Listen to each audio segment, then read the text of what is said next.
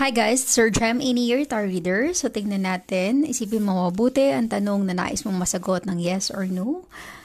Alamin natin sa reading na ito. Just a reminder, this is general reading. So this may or may not resonate with you, so don't take it personally. This is just a guide. This is also a timeless reading, so kung panood mo to sa ibang panahon at ibang pagkakataon, possible na nakatadhanang mapanood mo ang reading na ito. Maaaring mga advice and messages na mapupull out natin ay makatulong sa iyong sitwasyon. Okay? Isipin mo mabuti ang tanong na nais mong masagot ng yes or no. Aalamin natin sa reading na ito. Magpupull out ako ng 5 cards sa deck na ito kapag majority ang upright. It's a yes. Kapag majority ang reverse, it's a no.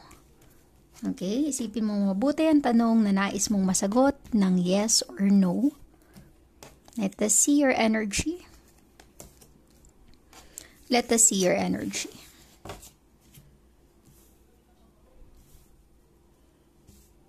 Okay, let us see.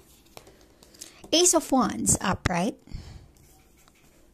2 of Wands reversed. 5 of Cups reversed. The Justice energy reversed. And the Knight of Pentacles reversed. Okay, you have 4 reversed and 1 upright. Meaning to say, it's a no answer for your question. I'm really getting here, guys. There's so much disappointment, okay? Maaring ang iba sa inyo sobra-sobrang umasa at pinaasa. Hindi naging fair sa iyo yung taong ito.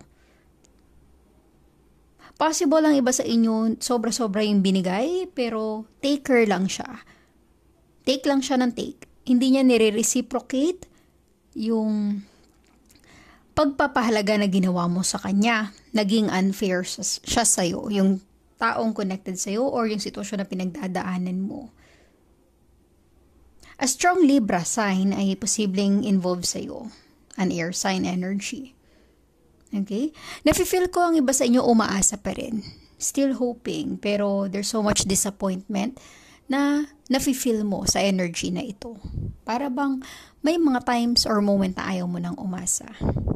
So resonate as it is. Please like, share, comment, and subscribe for more videos. Thank you for watching.